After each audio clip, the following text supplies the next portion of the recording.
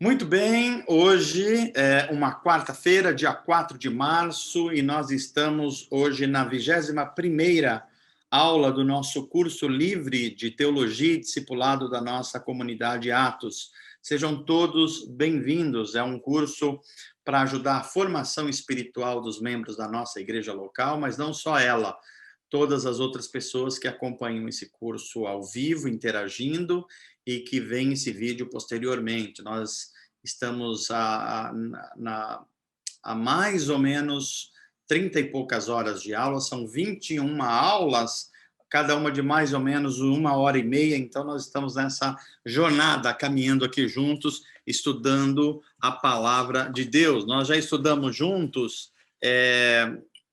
por assim dizer, a parte mais estrutural, doutrinária, sobre a pessoa do Espírito Santo, a pessoa do Espírito Santo na Trindade, e agora nós estamos vendo como o Espírito de Deus, o Espírito Santo, está agindo no livro de Atos, na formação da igreja cristã e nas ações na vida dos indivíduos. Então, nós vamos na nossa caminhada aí, que já vem de alguns meses, e graças a Deus estamos indo juntos. Deixa eu só confirmar aqui, mas hoje eu acho que é 21 mesmo, né? Aula de número 21, 19, 20, 21, é isso mesmo, aula de número 21. Então vamos lá, gente. Nós vamos retomar um pouquinho, só para vocês lembrarem. Pedro, pode ir um pouquinho adiante mais, até a gente chegar lá no capítulo 17, por favor. Pode seguir. Então, é muito bom que a gente vá acompanhando o livro de Atos a partir dos textos bíblicos. Então, nós temos aí o capítulo 17. Lembrando, volta um pouquinho mais, Pedro, só para a gente partir, por exemplo, do Concílio de Jerusalém. Isso. Aí, olha. É bom que a gente não perca divisão. Tem a primeira viagem missionária de Paulo, a partir de Atos 13, depois nós temos, em Atos 15, um concílio na cidade de Jerusalém, onde as igrejas cristãs de toda aquela região se unem com seus representantes, especialmente com os apóstolos e os presbíteros em Jerusalém, para ajustar algumas coisas que estavam causando dificuldades para a igreja que estava nascendo. Então, aí a gente tem, a partir do capítulo de número 16, pode passar um pouquinho, Pedro, a segunda viagem missionária de Paulo. Só lembrando aí que nessa segunda viagem missionária ele viaja pela cidade de Derbe e Listra, nós acompanhamos o mapa. Agora o companheiro dele é Silas e não mais Barnabé. Barnabé fica com João Marcos, ele vai para outra localidade. Timóteo também se une, então, a Paulo a partir dessas cidades, e Paulo agora tem na sua equipe o Silas e o Timóteo. Nós temos, então, a visão de Paulo, alguém na região da Macedônia pedindo para ele ir até lá. Nós vemos também que o Espírito Santo, que impulsiona Paulo, também impede Paulo de ir em alguns lugares. Isso é muito interessante. Depois nós vemos Paulo indo pela Frígia, pela Galácia, onde depois se formou a igreja, onde Paulo escreveria a carta aos Gálatas, a Troade, que é uma cidade portuária, ele passa por Ilhas, vai até a cidade de Filipos, a cidade mais importante da região lá de cima da Macedônia. Filipos, uma colônia romana. Ele se encontra com uma mulher chamada Lídia, e aí o papel das mulheres importante em Atos dos Apóstolos. Lucas faz questão de colocar o nome delas, a importância delas. Lídia é convertida a Jesus Cristo e a sua família é batizada. Paulo e Silas são presos porque eles expulsam um espírito maligno numa moça, e isso faz com que os seus donos, por assim dizer, percam dinheiro. Nós vimos tudo isso, né? E aí começamos a ver como o reino de Deus liberta e como no reino das trevas oprime as pessoas. E mesmo Paulo e Silas estando machucados, despidos, surrados, eles estão cantando na prisão, há um grande terremoto, o poder de Deus age, eles são libertos e até mesmo o chefe da prisão se converte. Paulo se utiliza da sua cidadania romana para lidar com os problemas que ele está tendo nessa região. Então, a gente vai agora para o capítulo 17, que também a gente já viu. Pode passar, Pedro. Capítulo 17. Bem, aí está o mapa, né? E, olha, o mapa, nós temos toda essa circulação de Paulo, olha, nós já vimos, seguindo tudo isso aí, depois tem aquela parte azulzinha lá, vai até Bereia, Tessalônica, a região da Acaia aqui, olha, onde está, onde Paulo também vai evangelizar. Então, tudo isso nós vimos nas aulas anteriores. Pode passar, Pedro. Então, aí Paulo chega em Tessalônica, a gente viu, em Tessalônica ele tem uma grande perseguição, depois em Bereia ele se encontra de novo com Silas, e também ele é perseguido, vai para Atenas, e ele chega numa cidade com muita idolatria, a cidade dos filósofos, e Paulo começa a pregar Jesus Cristo, a pegar a ressurreição e debater com os filósofos nas praças públicas. Então, esse foi o capítulo 17. O capítulo 18, que é o próximo slide, ele vai tratar de Paulo na cidade portuária e cidade importante grega chamada Corinto. É por isso que nós temos duas cartas aos Coríntios, escrita por Paulo. Paulo, então, se encontra com um casal de missionários chamado Priscila e Áquila, eles vêm lá da perseguição que está acontecendo em Roma, ele se encontra com Paulo em Corinto. Silas e Timóteo se juntam agora, porque eles estavam lá na Macedônia, eles se juntam a Paulo em Corinto, então tem uma equipe de missionários atuando aí. Paulo tanto é aceito como é rejeitado na sua mensagem, e ele diz que agora vai pregar aos não-judeus também, aos gentios. O chefe da sinagoga, que é o lugar onde os cristãos judeus se encontram, se converte a Jesus Cristo, então agora não é mais uma sinagoga judaica, já é agora um ambiente de culto a Jesus Cristo. Deus fala com Paulo através de uma visão, encorajando ele, falando para ele não ter medo. Então, Paulo passa bastante tempo em Corinto, ensinando que Jesus Cristo é o Messias prometido pelos profetas hebreus durante todo o Antigo Testamento, que é chamada a Bíblia Hebraica. Mais perseguição acontece, as pessoas ficam enlouquecidas com a sua religião e ideologia, espancam um chefe da sinagoga somente porque ele ouve Paulo e dá crédito à mensagem de Paulo. Olha como a religião sem ação do Espírito Santo pode ser perversa. E aí a gente chega no capítulo 19. Vamos lá. Capítulo 18. Não, tem o finalzinho de 18 ainda, né? Então, no finalzinho, Paulo retorna a Antioquia da Síria, que é aquela cidade bem acima de Israel, ao norte de Israel, que já está na Síria.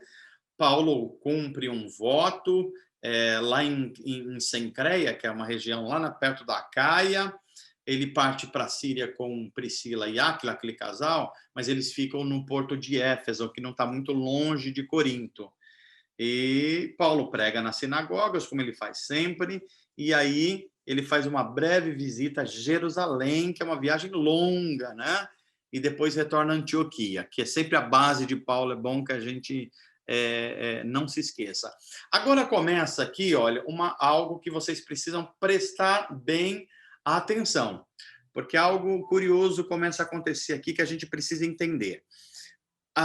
Apolo em Éfeso. Quem é Apolo? Apolo é um dos nomes que aparece em Atos dos Apóstolos. Ele é um judeu que se converte a Jesus Cristo, mas ele ainda não conhece a experiência de Pentecostes, a experiência do derramamento do Espírito Santo. E isso é muito importante, porque ele chega em Éfeso, ele está vindo lá do Egito, lá de baixo, chega em Éfeso, ele é um excelente pregador, um grande orador e argumentador, mas ele só conhecia o batismo de João.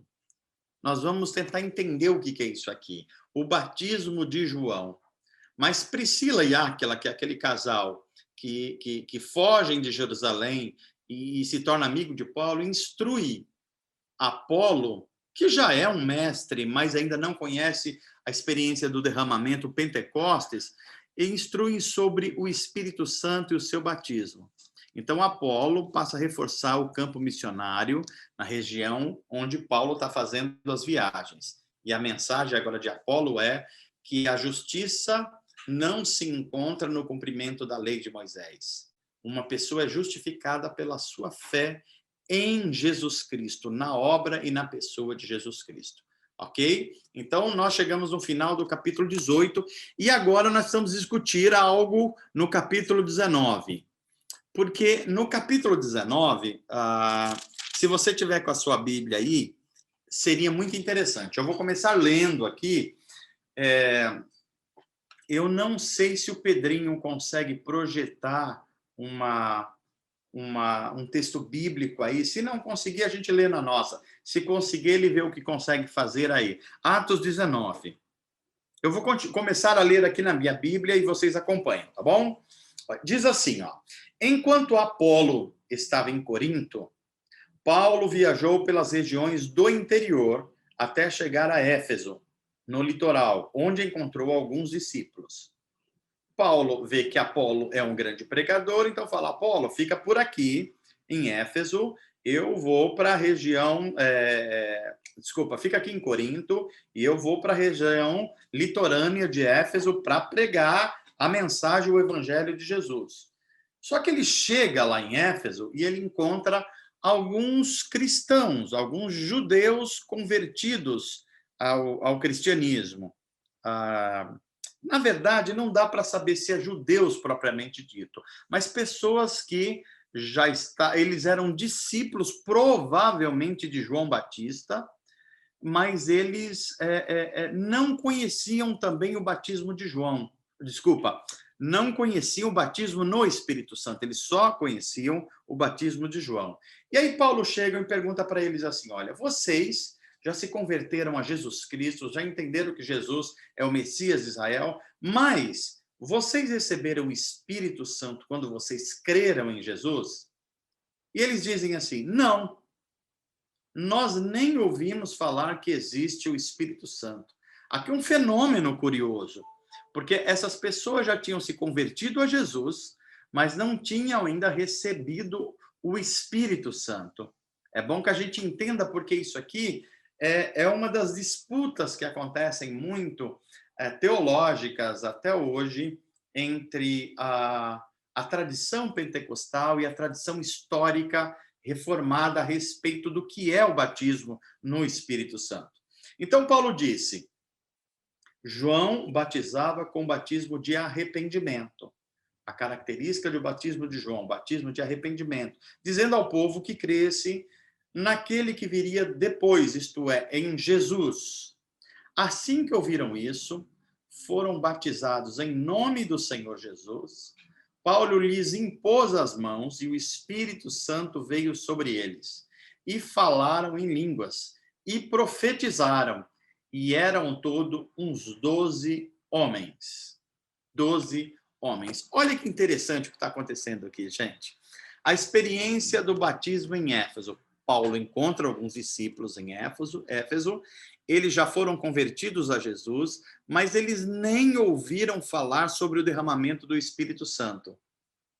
Olha que coisa curiosa. Aí Paulo ora com eles, impõe as mãos sobre eles, eles recebem o Espírito Santo e, como evidência de que algo novo eles receberam, eles falam em línguas e profetizam. Agora, qual é a diferença entre o batismo de João Batista e o batismo de Jesus? Eu queria... Deixa eu ver, eu não sei se eu ouço vocês primeiro ou eu já explico. Bem, deixa eu explicar antes, porque aí facilita na pergunta que vocês vão fazer. Lembre-se que João Batista, ele antecede a Jesus. João Batista, ele nasce 6 meses antes de Jesus. ele é filho de Isabel, Jesus é filho de Maria. Tem um grau de parentesco aí. Jesus é primo de João o Batista.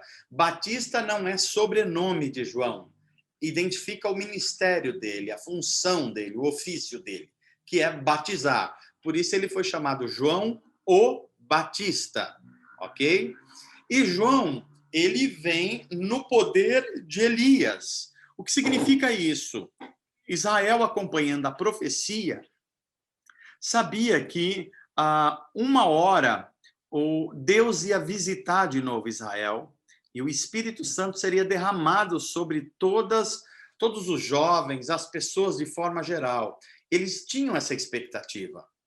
E quando João se levanta pregando uma mensagem dura, chamando o arrependimento, eles começam a identificar que esse tempo está chegando, o tempo messiânico está chegando.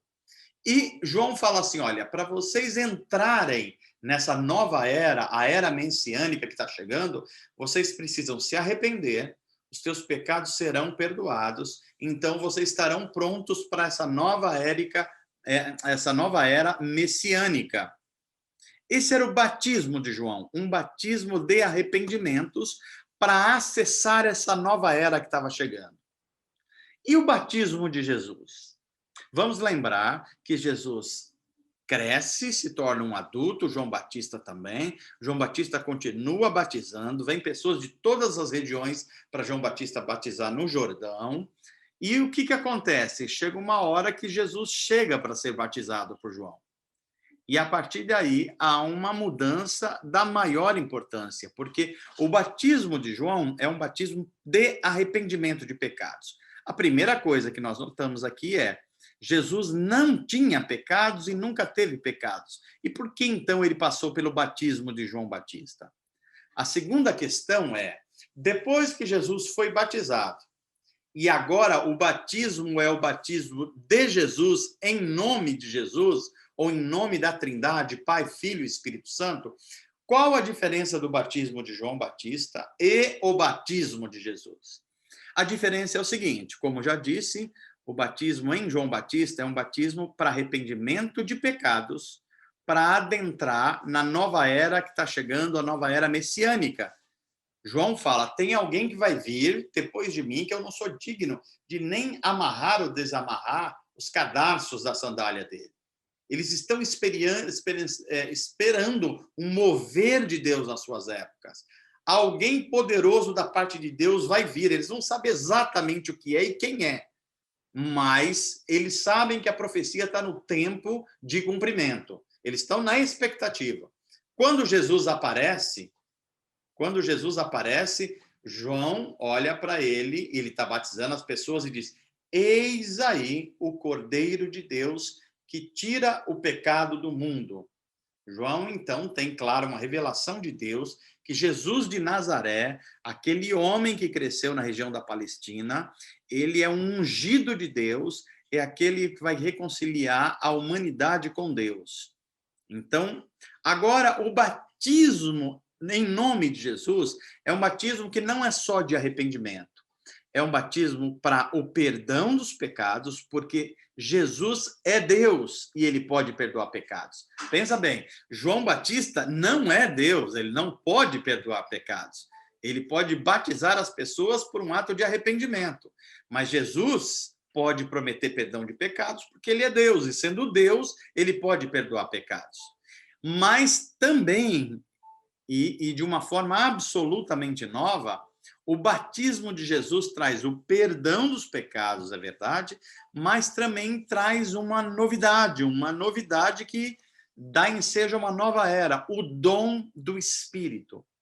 O batismo em Jesus faz com que, então, o Espírito Santo venha morar dentro das pessoas. É um batismo absolutamente superior ao batismo de João. Então, essa diferenciação é importante que se faça aqui no ponto que nós chegamos, porque Atos 19 vai mostrar que tem um grupo de discípulos em Éfeso que conhece o batismo de João, mas não conhece o derramamento do Espírito Santo. Então, agora a gente vai para uma tela seguinte para a gente diferenciar. Vamos ver se nós agora aprendemos de fato o que a gente veio aprendendo até o capítulo 19, do 1 ao 19 de Atos. Então, vamos lá, gente. A pergunta que se faz é: uma pessoa, quando se converte a Jesus Cristo, ou quando é convertida a Jesus Cristo, essa experiência de conversão garante a ela também o batismo no Espírito Santo no mesmo momento?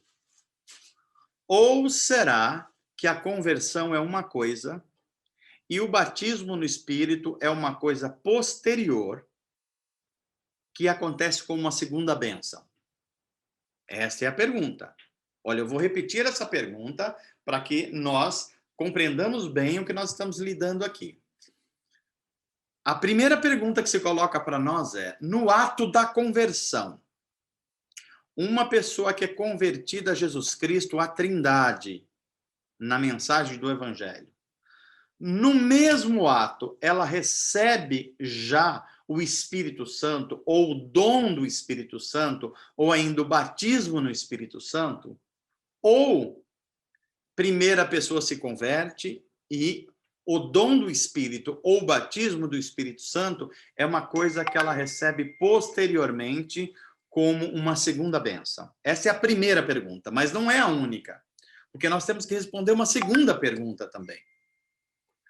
O batismo no Espírito Santo, sendo ele junto com a conversão ou posterior à conversão, ele tem um sinal que mostra a evidência desse batismo. Por exemplo, o falar em línguas. O falar em outras línguas é a evidência de que uma pessoa foi batizada no Espírito? Ou o falar em línguas é a única evidência de que uma pessoa foi também batizada no Espírito?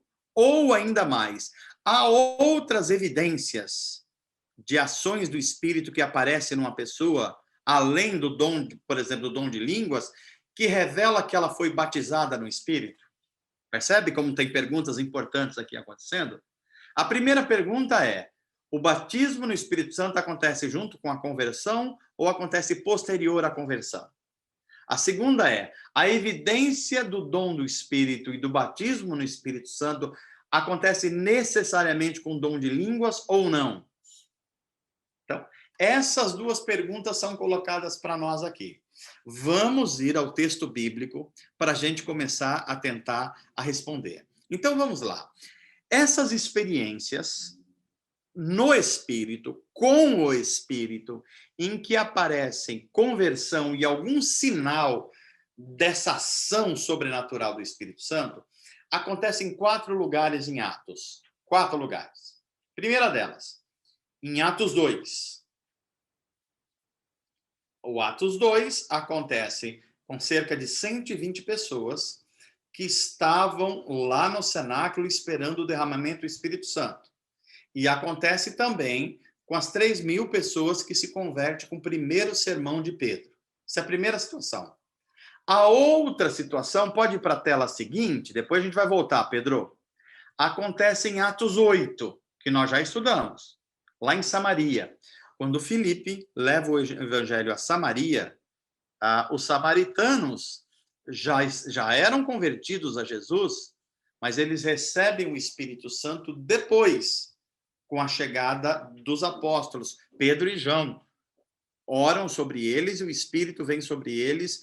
Parece que eles falam em línguas, o texto não deixa muito claro, mas parece que eles falam em línguas aí. A questão é: por que aconteceu de forma diferente? Primeiro a conversão e depois a vinda do Espírito Santo. A outra situação acontece em Atos 10 e 11, na casa de um oficial romano chamado Cornélio. Eles pedem para Pedro ir à casa deles, Pedro faz uma pregação, enquanto Pedro está pregando, e o Espírito Santo desce sobre eles e eles falam em línguas. Qual o objetivo disso? Por que aconteceu de forma diferente? Quarta situação, a experiência do Espírito Santo vindo sobre pessoas em Atos 19, que é o que a gente vai ler, que a gente já acabou de ler agora.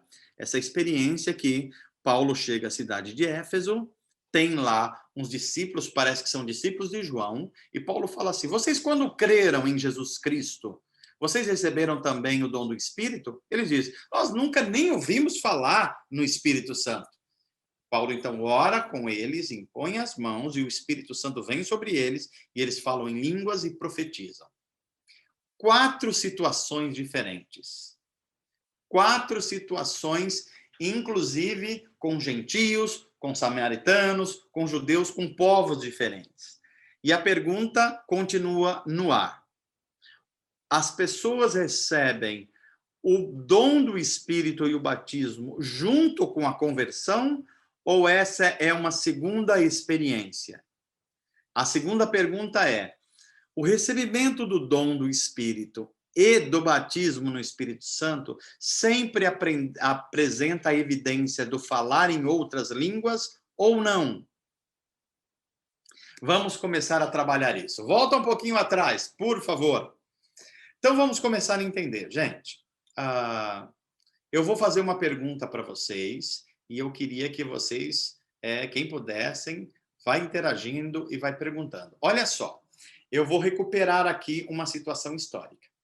Jesus começa a pregar publicamente aos 30 anos de idade, ele morre aos 33. Portanto, o ministério de Jesus é de mais ou menos 3 anos e meio que ele prega em toda a Palestina, ok? Jesus vai formando discípulos. Quem são esses homens? São judeus. Judeus que agora creem no Messias, em Jesus Cristo. Eles identificam que aquilo que as escrituras e os profetas falaram, desde a lei de Moisés e os profetas, estão se cumprindo em Jesus. Mas eles são judeus. Judeus convertidos à mensagem de Jesus. Veja que coisa interessante. Jesus vai à cruz. Acontece aquele episódio que eles todos têm medo, fogem, só fica João. Mas Jesus ressuscita e visita eles lá quando eles estão fazendo o culto no domingo. Aparece em vários lugares, aparece para Pedro, aparece para aqueles discípulos que eram judeus, mas convertidos a Jesus. A conversão aconteceu, mas eles já tinham ou não o Espírito Santo? Eles já tinham o dom do Espírito ou não? Eles já eram batizados no Espírito Santo ou não? Por quê? Porque 50 dias após a ressurreição, nós temos Lucas narrando o episódio do derramamento do Espírito na festa de Pentecostes. E o que acontece lá? Eles recebem o derramamento do Espírito, eles falam em línguas. Que tipo de línguas são essas? Eles ouvem um vento como de um som como de um vento, e eles falam das grandezas de Deus em pelo menos 14 idiomas. Isso é batismo no Espírito ou isso é enchimento do Espírito? Isso é uma primeira questão que a gente vai ter que entender agora. A segunda questão, vamos fazer a primeira comparação, no item 2. Os 120 nós vimos, eles eram judeus, que já eram convertidos a Jesus Cristo, mas ainda não tinham passado pela experiência do derramamento do Espírito. Por quê? Porque o derramamento do Espírito não tinha acontecido ainda. Tem que ser óbvio isso pra gente, ok?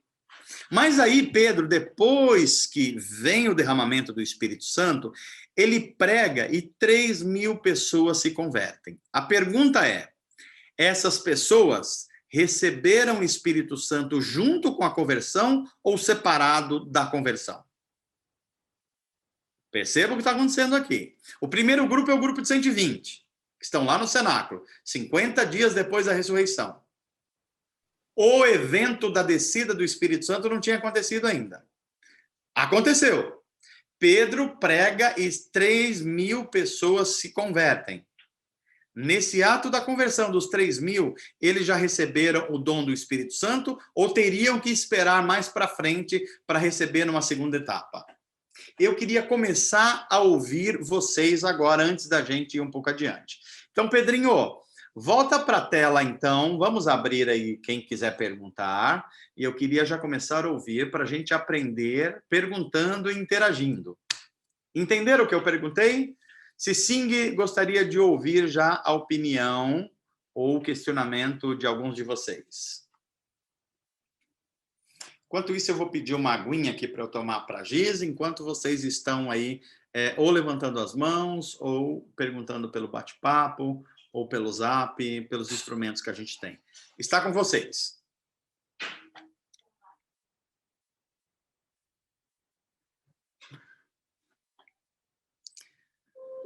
Todos tímidos, é isso? Espero que tenham entendido bem a pergunta que eu fiz.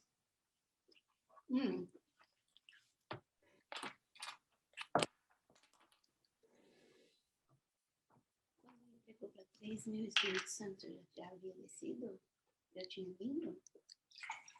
E aí? Ninguém perguntando ou não estão me ouvindo? Será que não estão me ouvindo?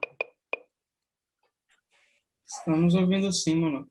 Ah, é que estão pensando, estão refletindo, é isso, Pedrinho? Talvez eu não faço ideia.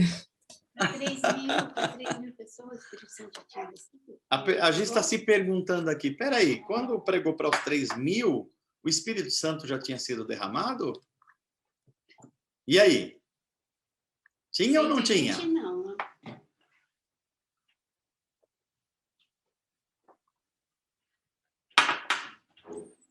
Uau, que silêncio! O Valdir levantou a mão. Quem levantou a mão? O Valdir. O Valdir. Agora a Pamela também, olha. Agora o Jefferson também. Olha, o pessoal acordou de vez. Vamos lá. Vai lá, Valdir. Começa contigo, depois a Pamela, depois o Jefferson. Oi, Mano, boa noite, é a Ju. Ah, é a Ju. Vamos lá, Ju. Mano, só pode ser fazer pergunta referente a essa última questão sua, ou já posso falar sobre outras dúvidas que eu tenho? Pode falar e a gente aproveita e já entra nessa também. Eu fiquei duas dúvidas. A primeira, você falou sobre João Batista. Quando Maria está grávida de Jesus, que ela vai visitar Isabel, quando ela chega, o bebê João Batista se mexe e fica feliz, né?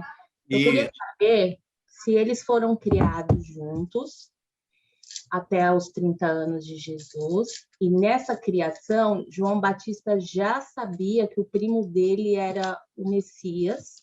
Essa é uma pergunta. A outra, quando você citou sobre Apolo, é o mesmo Apolo de Coríntios 3? Então, vamos começar pela última pergunta. Sim, é o mesmo Apolo. Tá? É o mesmo Apolo. Você está se referindo àquele texto que alguns são de Paulo, outro de Apolo, é esse texto, não é isso? Isso. É este mesmo. Apolo se tornou um mestre da igreja primitiva e começou a criar alguns clubinhos de teologia. Não é muito diferente hoje em dia, né? Então, um segue mais o outro, e Paulo faz aí uma repreensão a todo mundo, que é Cristo que dá o crescimento, todos eles são trabalhadores do reino de Deus, é Cristo que dá o crescimento. É esse mesmo Apolo, tá bom? Agora, voltando ao João Batista, veja, a gravidez tanto de Maria como de Isabel, elas acontecem no espaço de 6 meses, e ambos são com mensagens de Deus através de um anjo. Então, Isabel sabe que a criança que está no ventre de Maria é alguém extraordinário. Tanto é que quando ela recebe Maria na sua visita, ela diz, quem sou eu para receber uma visita tão privilegiada do meu Senhor? Ela já identifica assim. Então, através da profecia, ela já sabe que está ali uma criança que é absolutamente singular, né? E, evidentemente, isso foi contado para João Batista à medida que ele foi crescendo, né? Ele era primo de Jesus, vamos lembrar bem disso. Agora, o fato se eles cresceram juntos, a gente não tem certeza, mas provavelmente não muito juntos, porque Isabel morava numa localidade e Maria em outra, e depois Jesus teve que fugir. É bom que a gente lembra para o Egito. E depois, quando ele volta, ele já volta para Nazaré. Ele nasce em Belém e volta para Nazaré. Então, Jesus é criado no vilarejo de Nazaré. Embora o ministério, por exemplo, de João Batista também engloba essa área.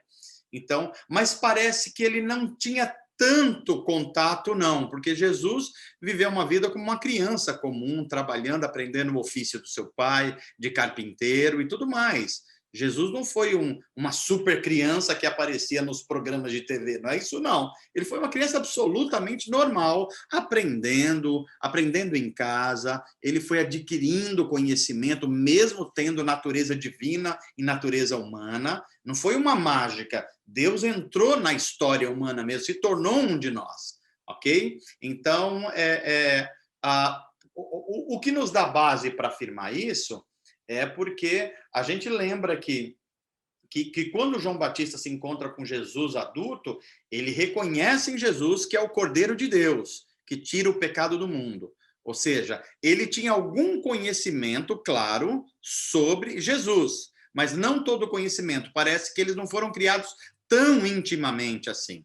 Tanto é que, mesmo depois desse episódio, os evangelhos vão registrar uma situação em que João está preso e ele manda os discípulos dele perguntar se Jesus era aquele que prometido mesmo pelas Escrituras ou ele era mais um profeta e deveria se esperar pelo Messias que ainda viria. João ainda não tinha certeza absoluta, embora já tivesse algumas informações a respeito de Jesus. Ok, Ju? Entendi, Mano. E sobre a outra pergunta que você fez sobre o Espírito Santo, é bem difícil, eu achei. Não tenho resposta. Não tem resposta? Então vamos ver quem mais aqui. Pamela e Jefferson, qualquer um de vocês.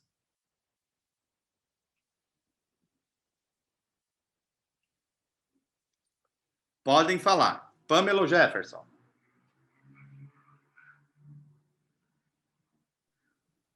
Pode ir, Jefferson. Eu já aprendo.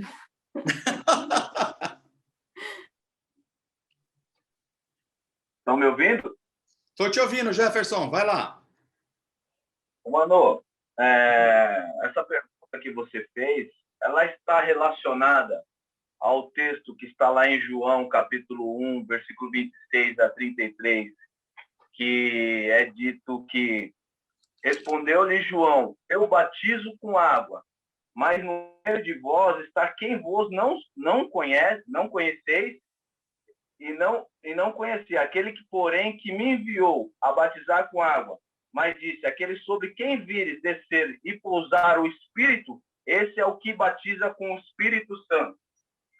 Aí não está distinguindo a diferença do batismo de João com o batismo que viria, que é o batismo Sim. que é o batismo de Jesus. Aí não está relacionado a isso? Está relacionado sim, Jefferson. É isso aí. O João Batista já diz, olha, o arrependimento é a base do meu batismo. Eu estou dizendo para vocês, Deus vai visitar de novo a nação de Israel.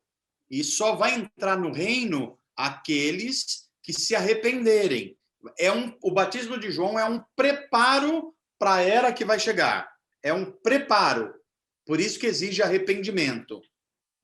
O batismo de Jesus já é uma outra coisa. Ele deixa bem claro que eles vos batizará com o Espírito. Ou seja, o dom do Espírito virá, uma nova era vai de fato acontecer. É isso que você estava perguntando ou não? Então, da relação àquilo que você falou, a base não está nesse início aí, Está. Nessa diferenciação do batismo de João com o batismo de Jesus, que ele já tem porque aí ele já tem uma direção para aquilo que ia acontecer, e diferencia também aquilo que é regeneração, diferencia aquilo que é a era de Jesus. Tem um batismo. Jefferson,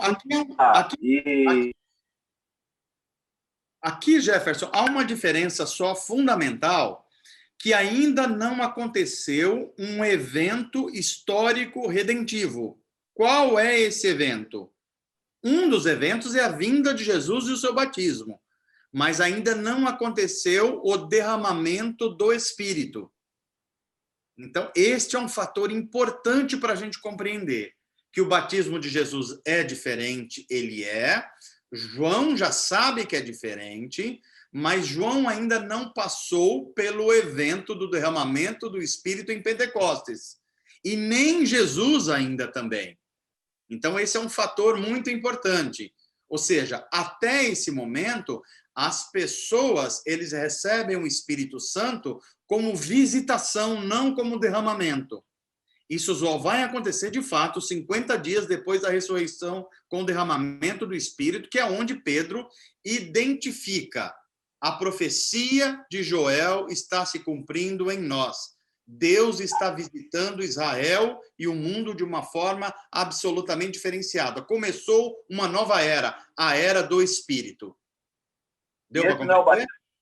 E esse não é o batismo de Jesus, mano? Essa é a pergunta. E esse não é o batismo de Jesus? Olha só, o batismo de Jesus, ele tem um caráter, digamos assim, externo e um caráter interno, né? O caráter de João, o batismo de João é o batismo de arrependimento de pecados, em que prepara as pessoas para a chegada do reino. Quando Jesus começa o seu ministério e as pessoas são batizadas agora no arrepender-vos e ser-vos batizados, essa promessa já é uma realidade. O reino de Deus já está entre eles. Então, eles já estão recebendo perdão de pecados. Mas o dom do Espírito, ou batismo no Espírito, ainda não foi derramado sobre toda a carne, porque isso só aconteceria em Pentecostes, depois da morte e ressurreição. Essa é a diferença importante. E isso vai ficar mais evidente, por exemplo, com os discípulos de Jesus. Os discípulos de Jesus não já eram batizados? A resposta é sim, eles já eram. Eles, quando foram chamados, foram batizados. Mas a pergunta é, eles já estavam cheios do Espírito Santo e batizados no Espírito Santo? A resposta é não. E por que eles não estavam? Só há uma resposta para isso. Porque o evento de Pentecostes, o evento redentivo histórico de Pentecostes, ainda não havia acontecido. Então, é por isso que eles não foram convertidos e batizados ao mesmo tempo, porque o evento de Pentecostes ainda não tinha acontecido. Agora, olha como a situação dos convertidos na pregação de Pedro é diferente. Por exemplo, em nenhum lugar de Atos é dito que Pedro pregou, eles se converteram e tiveram que esperar algum momento para receber o Espírito Santo. A conversão, o dom do Espírito com batismo no Espírito, para os 3.000, acontece de uma vez só. E a pergunta é, por que é diferente do 120? E a resposta é o seguinte, porque os 120, eles se converteram antes do evento histórico redentivo chamado Pentecostes. Portanto, eles não poderiam ter experimentado isso antes, porque não tinha acontecido. E os 3.000? Os 3.000, eles foram já convertidos no evento após o Pentecostes. Portanto, a regeneração, o nascer de novo, o dom do Espírito com o batismo no Espírito aconteceu conjuntamente. Essa é a grande diferença que é preciso identificar entre os 120 e os 3.000. Agora, tem o evento de Atos 8, de Atos 10 e Atos 19, tem outras explicações, mas nós nem chegamos lá ainda. Eu só queria diferenciar esses dois aqui para a gente entender um pouco melhor.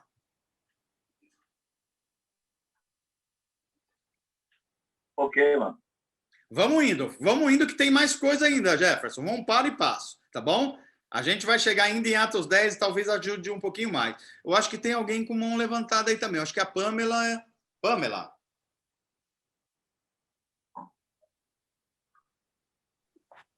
Ô, Manu, eu acho que você vai falar ainda, mas é porque, como você tinha perguntado, o que ficou curioso nesse 19 aí, é que é uma outra situação ainda, que eles já tinham sido convertidos, né? Eram discípulos de João Batista. E agora aí- já é pós-Pentecostes, não é como o caso dos Exatamente. discípulos de Jesus, que era antes do Pentecostes. Lá está mais fácil entender. Mas e agora? Por que Isso. acontece isso? Mas Aí vamos quando um pouquinho chegar que eu aqui já que dá chego um lá. nó. Mas aí você vai falar ainda, certo? Isso. Tá bom, então a gente espera. Eu não sei se foi o Valdir ou a Ju que levantou a mão também. Eu vi uma mãozinha aqui. Não sei se é isso. Eles Vocês tinham não- levantado antes. Ah, era Eu antes, baixei né? as mãos deles. Então, ó, eu preciso garantir que vocês estão compreendendo pelo menos até aqui.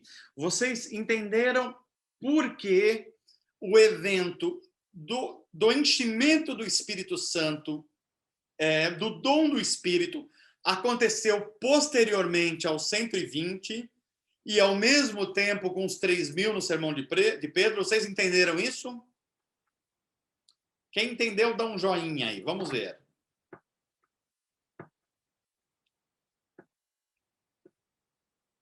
Aí, ó, tô vendo aí o Pedro, o Elton, quem mais? A Pamela. Deixa eu ver se tem mais. A Ana, a Letícia, o Naldo.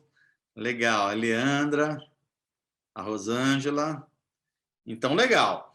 Parece que nós chegamos até aí, né? Então, é importante, eu vou repetir aqui para a gente poder continuar, né? Os discípulos de Jesus eram judeus que criam na lei de Moisés, viviam pela lei de Moisés. Mas quando Jesus os chamou e disse: eu sou aquele a quem Moisés falou, Abraão falou, eu sou Deus revelado numa pessoa. E Deus faz as obras e Jesus faz as obras que só Deus poderia fazer. E Jesus fala com uma autoridade que ninguém mais tem. Então os discípulos identificam: esse é o Messias que deveria vir, que os profetas prometeram. Então, João Batista chamou o arrependimento. É bom entender que, por exemplo, André, que é irmão de Pedro, que é discípulo de Jesus, também era discípulo de João Batista. Então, ele só conhecia o batismo de arrependimento. Vai vir a nova era. A nova era é a era do Messias, messiânica. E todo mundo que quiser entrar nessa nova era precisa passar pelo batismo de arrependimento. Quando Jesus começa o seu ministério, é batizado por João, começou já essa era messiânica. Agora as pessoas já são batizados para o perdão de pecados. Para o perdão de pecados e o dom do Espírito. Essa talvez ainda seja a dúvida do Jefferson, que é uma das coisas difíceis, porque o batismo de Jesus é para o perdão de pecados, portanto, regeneração, novo nascimento, e receber o dom do Espírito. Mas não aconteceu ainda o evento que é único na história da redenção, o Pentecostes. Eles estão antes do Pentecostes. Então, Jesus vai à cruz, morre, ressuscita, 50 dias depois, vai aos céus, promete o Espírito Santo, 50 dias depois da ressurreição, 10 dias depois de Jesus subir aos céus, o Espírito desce na festa de Pentecostes. E aí acontece um evento histórico da redenção, da história da salvação, que é o derramamento do Espírito Santo. Como é que a gente sabe disso? Porque Pedro identifica aquele evento com a profecia de Joel. O que os profetas prometeram está acontecendo agora. A prova disso, nós estamos falando em outras línguas, outros idiomas. O Espírito veio sobre toda a carne. Os nossos filhos e filhas estão profetizando, como o profeta Joel falou. Está acontecendo algo novo e único na história. Os discípulos que tinham passado pela conversão, agora eles são plenos do Espírito, batizados no Espírito. Agora eles têm um novo poder atuando neles. Tanto é que Pedro passa a fazer coisas que ele não fazia antes. Ele passa a ter uma coragem que ele não tinha antes. E ele já tinha passado pela conversão. Agora, Pedro vai explicar o que está acontecendo às pessoas e ele diz: olha, o que está acontecendo aqui é que os profetas prometeram, especialmente Joel, está acontecendo conosco. Quem crer e se arrepender vai receber não só o perdão dos pecados, mas o dom do Espírito. Então, eles recebem ali. Agora, a primeira curiosidade, não é dito em nenhum lugar de Atos que eles, esses 3.000 que receberam o Espírito Santo, junto com a conversão, falaram em línguas. Os 120 falaram em línguas, se não todos, a maioria. Os 3.000 não. Então, veja, um recebeu o Espírito Santo e falou em línguas. Portanto, o dom de línguas é uma das evidências de que uma pessoa recebeu o batismo no Espírito Santo, o derramamento do Espírito Santo. Agora a pergunta é sempre que acontece assim? Com os 3.000 a gente vai ver que não, porque eles passaram pela conversão, se arrependeram e receberam o Espírito Santo e não nos é dito que eles falaram em línguas. Então, outros fenômenos do Espírito podem ter acontecido, mas o dom de línguas parece que não aconteceu, porque Lucas não diz nada a respeito disso. Então, aqui a gente já tem uma diferenciação. Ambos receberam o Espírito Santo. Um grupo, o primeiro de 120, falou em línguas. O segundo grupo dos 3.000 não falou em línguas, mas ambos receberam o Espírito Santo.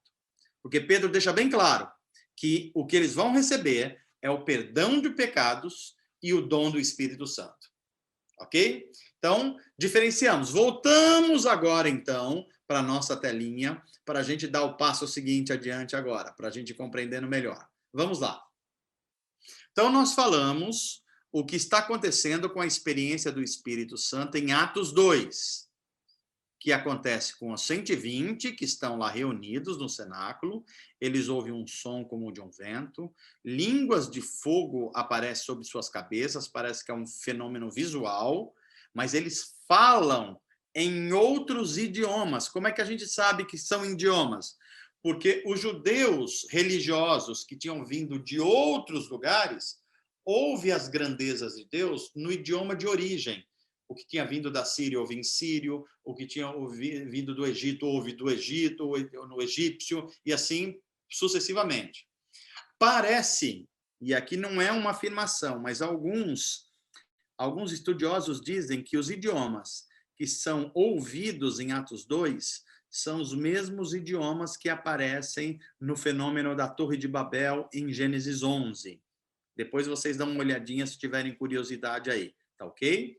E eles falam em outras línguas, nas línguas nativas dos visitantes, falam das grandezas de Deus e falam em pelo menos 14 idiomas. Aqui, as línguas são idiomas humanos. E em Coríntios, quando Paulo fala em dons de línguas, são também idiomas humanos? Espera aí, que a gente vai chegar lá depois. O que eu queria que vocês gravassem é: aqui são idiomas humanos. É uma certeza, ok? E está relacionado a um evento único que não foi mais repetido. Qual evento? O Pentecostes. Um evento único na história da salvação. É isso que eu estou chamando de evento histórico, que aconteceu na história, e faz parte da história da redenção, ou a história da salvação. Aconteceu uma vez só, como a morte de Jesus aconteceu uma vez só, a ressurreição uma vez só, o Pentecostes uma vez só. Essas coisas são irrepetíveis, ok? Aí depois nós vimos que, já no caso dos 3.000 que se converteram com a pregação de Pedro, a conversão foi junto com o batismo. E o que houve diferente? O que houve diferente? Aqui eu coloquei o cerramento, não, o derramamento do Espírito. É que um grupo passou pela conversão antes do evento histórico redentivo, Pentecostes, e outro grupo depois. Ok? Então vamos lá, entendemos. Fechamos essa parte aqui. Vamos adiante agora. Mas o que acontece em Atos 8, em Samaria? Vamos tentar ler. Pega a sua Bíblia em Atos 8, olha. Vamos ler juntos, para a gente entender. É o outro episódio. O episódio qual é? Filipe vai para a região de Samaria e começa a pregar lá. E ele começa a anunciar as boas novas. E o que acontece lá? Olha só. 8:4. Os que haviam sido dispersos, porém, anunciavam as boas novas a respeito de Jesus, por onde quer que fosse. Filipe foi para a cidade de Samaria e ali falou ao povo sobre o Cristo. Quando as multidões ouviram a sua mensagem e viram os sinais que ele realizava, deram total atenção às suas palavras. Muitos espíritos impuros eram expulsos e aos gritos deixavam as suas vítimas, e muitos paralíticos e aleijados eram curados. Por isso, houve grande alegria naquela cidade. Um homem chamado Simão praticava feitiçaria ali há anos. Ele deixava o povo de Samaria admirado e afirmava ser alguém importante. Todos os mais simples aos mais importantes se referiam a esse mágico chamado Simão como o grande poder de Deus. Eles ouviam com atenção, pois durante muito tempo eles o tinham deixado admirados. No entanto, quando Felipe lhes levou a mensagem sobre as boas novas do reino de Deus e sobre o nome de Jesus, eles creram. E como resultado, muitos homens e mulheres foram batizados. O próprio Simão, o mágico, creu e foi batizado. Começou a seguir Felipe por toda parte, admirando-se dos sinais e milagres que ele realizava. Quando os apóstolos em Jerusalém souberam que o povo de Samaria havia aceitado a mensagem, enviaram para lá quem? Os apóstolos, Pedro e João. Assim que os dois chegaram, oraram para que aqueles convertidos, já eram convertidos, recebessem o Espírito Santo. Olha que coisa curiosa aqui. Pois, apesar de terem sido batizados em nome do Senhor Jesus, portanto, o batismo de Jesus, o Espírito Santo ainda não havia descido sobre nenhum deles. Então Pedro e João impuseram as mãos sobre eles e receberam o Espírito Santo. Simão, o mágico, viu que as pessoas recebiam o Espírito Santo quando os apóstolos impunham as mãos sobre eles. Então ofereceu-lhes dinheiro. E aqui segue o texto. Olha aqui que coisa curiosa que está acontecendo. A descida do Espírito Santo acontece em Jerusalém. Os 120 recebem o Espírito depois da conversão e falam em línguas. Os 3.000 convertidos pelo sermão de Pedro recebem o Espírito junto com a conversão e não falam em línguas. Agora a experiência é fora de Jerusalém, é em Samaria. Olha, lembram que Jesus deu uma ordem, fiquem em Jerusalém, porque do alto vai vir para vocês algo diferente e vocês serão minhas testemunhas em Jerusalém, em Samaria, em Judeia, em Samaria, aos confins da terra. Olha o que está acontecendo aqui. Em Jerusalém já aconteceu de um jeito, agora está acontecendo em Samaria. E o que acontece? Eles se convertem com a pregação de Filipe, vêm os milagres que Filipe faz, mas eles não receberam o Espírito Santo ainda. A igreja de Jerusalém começa a ouvir que Filipe está revolucionando a Samaria. Mas eles ficam com dúvidas. Qual é a dúvida, gente? Primeiro, se os samaritanos eram crentes de verdade. Por que essa dúvida? Quem eram os samaritanos? Os samaritanos eram considerados judeus mestiços, judeus misturados com outros povos. Os judeus de Jerusalém e da Judéia olhavam os samaritanos meio assim de lado, porque eles disseram, esse povo não se manteve unido durante o exílio, eles se misturaram com os outros povos, com os assírios, os babilônicos, que essa turma que invadiu aqui. Então, eles são um povo que não guardaram totalmente a aliança, eles se casaram com outros povos e tudo mais. Quando eles ouvem que com a pregação de Filipe eles se converteram, eles ficam impressionados. Eles falam assim, até os samaritanos? Mas espera aí, será que eles receberam o Espírito Santo como nós em Pentecostes? João e Pedro vão lá checar. E João e Pedro vão, porque é fora de Jerusalém. E eles vão lá, ver eles com bastante alegria. E aí Pedro e João impõem as mãos sobre eles e eles recebem também o Espírito Santo. Olha só que coisa curiosa. Só que aqui é um evento pós-Pentecostes. E por que eles receberam numa segunda parte? Aqui que é uma questão importante. Duas questões aí. A primeira questão que os estudiosos da Bíblia mostram é que Deus está mostrando, principalmente a igreja de Jerusalém, que recebeu primeiro o derramamento do Espírito Santo, que até mesmo os gentios estão sendo alcançados por esse mesmo poder e por esse mesmo batismo, o batismo do Espírito Santo. Isso para a igreja de Jerusalém. Mas Deus está agindo aí em mão dupla. Porque Deus está mostrando também para os samaritanos convertidos que o que eles estão recebendo não é a parte do que está acontecendo em Jerusalém. É o mesmo Espírito. E é por isso que eles recebem os apóstolos, que são os portadores originais dessa bênção do Espírito, e através da mão dos apóstolos que eles recebem o Espírito Santo. Não é curioso que eles não recebem o Espírito Santo da mão de Filipe? Apenas a pregação do Evangelho, mas recebe essa confirmação dos apóstolos? Ou seja, Deus está agindo de mão dupla aí, mostrando para os judeus de Jerusalém que o Espírito está sendo derramado também, a mensagem está chegando também aos gentios. Mas aí os samaritanos poderiam falar, não, nós somos diferentes dos judeus, o Espírito está sobre nós de forma diferente, nós somos filhos de Jacó. Lembra que a mulher lá do poço de João 4 fala assim, ó, nós somos filhos de Jacó, o tanque de Jacó está aqui. E os samaritanos só criam na Torá, eles não criam no Antigo Testamento inteiro como os judeus. Eles só criam em Gênesis, Êxodo, Números, Levítico e Apocalipse, só. O que Deus está fazendo? Deus está mostrando tanto para Samaria como Jerusalém que é o mesmo Espírito que está atuando. E esse Espírito está sob a autoridade apostólica dos apóstolos. Então é isso que está acontecendo. É por isso que há 2 eventos acontecendo, mesmo depois do episódio, do evento singular chamado Pentecostes. Ok? Então vamos lá. Deu para entender até aí? Abro para perguntas aqui, porque eu quero ir por partes, porque tem um outro episódio agora que vai acontecer em Atos 10.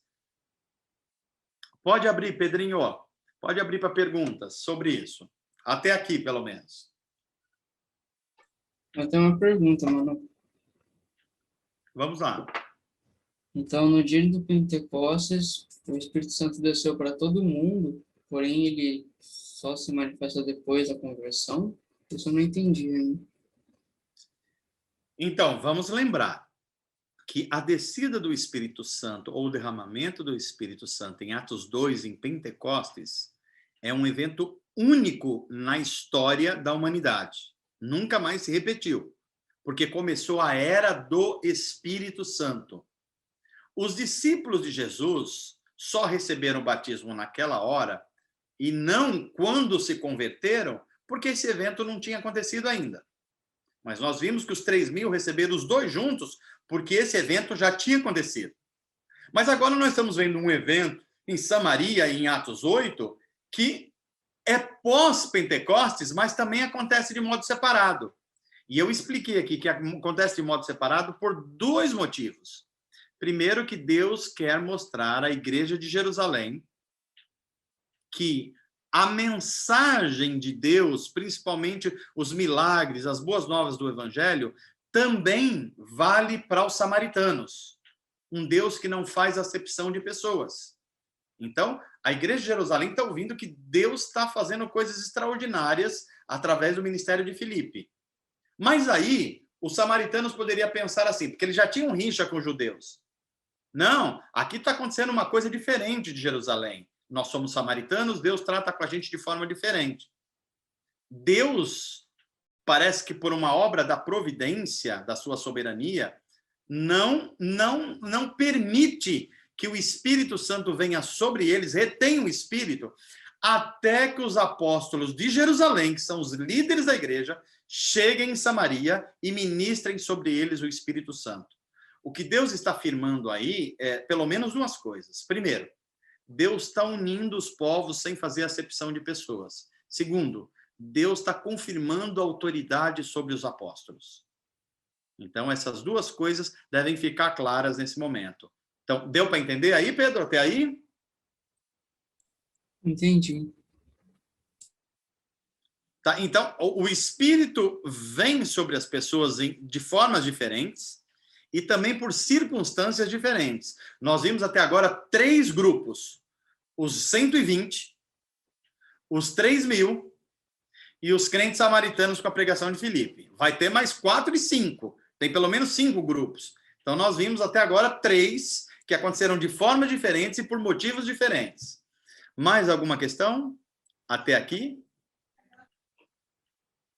Parece que o Regis quer falar, ou o Jefferson. Pode falar, abre aí e fala.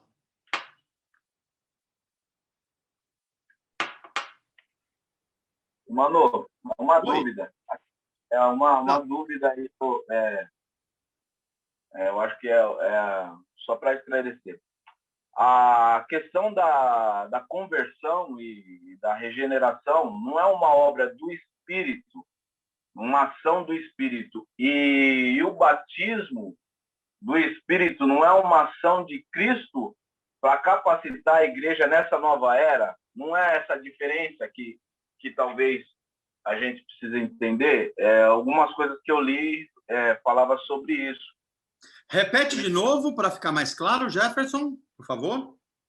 A questão de conversão, como tem um texto em vários textos lá em Romanos e em outros, que fala que se a pessoa não tem o Espírito, ela não consegue definir as coisas do Espírito. Então, Isso. essa obra, conversão e de regeneração é uma obra do Espírito. Do E Espírito. o batismo, esse batismo que a Bíblia está falando, não é um batismo do que Cristo dá à igreja para as coisas acontecendo. É um batismo para capacitar a igreja para essa nova era. Tá. Agora ficou mais clara a sua pergunta.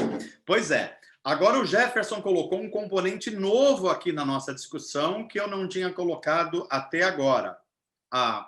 Porque eu tinha colocado a questão se o batismo no Espírito ou com o Espírito acontecia junto com a conversão. É essa a questão. Agora está sendo colocado um outro elemento aqui. Se sendo separado, então são coisas distintas. Mas se são juntos, são a mesma coisa. Essa é uma discussão nova. Ou seja, o que o Jefferson está falando, uma coisa seria, para alguns escritores cristãos, o dom do Espírito tem a ver com a regeneração. E o batismo no Espírito tem a ver com empoderamento para a igreja cumprir a missão no mundo. É isso, Jefferson? Isso, mano. Ok. Então, aí é um terceiro elemento, uma outra discussão que está sendo colocada aqui, que eu não sei se todos captaram, porque ela é um pouquinho mais difícil de captar, que são um pouco coisas. Mas, nesse momento, eu queria mais definir, até que depois a gente consiga entrar mais nessa questão, eu queria definir melhor se nós estamos entendendo esses três eventos acontecendo. Jefferson, eu volto um pouquinho depois a essa questão, só para a gente ir didaticamente parte a parte, tá bom? Ok. Legal. Eu acho que o Regis, não sei se foi o Regis ou alguém aqui tinha aparecido um amarelinho aqui para mim. Alguém perguntou ou não?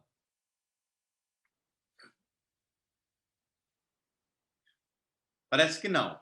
Eu acho que foi alguma coisa ali que apareceu aqui, eu acho que algum barulho lá. Então, vamos lá, gente. Agora eu vou dar um passo adiante. Nós tivemos os 120 do cenáculo, os 3.000 da pregação de Pedro. E nós tivemos os crentes samaritanos convertidos com a pregação de Filipe e que Pedro e João impõem a mão sobre eles e o Espírito Santo veio sobre eles. Faltou só eu discutir uma coisa aqui. Houve línguas lá ou não? O texto de Atos não deixa claro se houve. E assim, não é um problema para nós, porque nós já vimos que teve dois grupos ali, que um falou em línguas e outro não falou em línguas. Ok? Depois do Pentecostes. Há estudiosos da Bíblia que diz que em Samaria não houve línguas. E não teria nenhum problema a gente crer dessa forma, porque não é dito ali.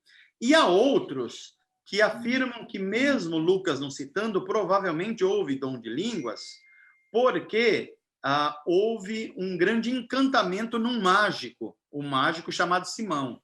E o que deve ter encantado o mágico chamado Simão é que quando eles receberam a imposição de mãos e receberam o Espírito Santo, houve alguma manifestação de êxtase, que provavelmente foi o falar em línguas. Então veja aí que esse é um trecho na Bíblia que não fica claro, mas, a meu ver, não causa nenhuma dificuldade. Porque nós já vimos que o Espírito pode ter vindo e as pessoas falarem em línguas, e ele pode vir e as pessoas não falarem em línguas e ter outras manifestações, ok? Então, agora vamos passar para um outro episódio, Atos 10. Atos 10 narra a conversão de um oficial romano. Ó, nós estávamos com os discípulos de Jesus, depois fomos por uma grande multidão em Jerusalém. Agora saímos já praticamente para o estrangeiro, que é Samaria. E agora nós temos um homem, Cornélio, um romano, entrando na jogada aqui agora. Porque os samaritanos não eram, evidentemente, não eram romanos. Agora nós temos um romano, o Espírito Santo chegando a um romano. Então, morava em Cesareia. Olha, Cesareia, uma colônia romana. Um oficial do exército romano chamado Cornélio. Ele era um homem devoto e temente a Deus, como era também toda a sua família. Ou seja, ele era um prosélito. Ele era convertido ao judaísmo. Provavelmente ele tinha passado por um batismo até, um batismo judeu. Ou seja, convertido à religião de Moisés, ok? Então, vamos lá. Ele dava aos pobres esmolas e generosas e sempre orava ao Senhor. Certa tarde, ele teve uma visão e as suas orações... E aí, na visão, ele teria que chamar Pedro. Eu quero só adiantar aqui, porque você pode ler em casa. Pedro visita Cornélio, vai lá para a cidade onde Cornélio está, e aí Cornélio junta os seus familiares para ouvir.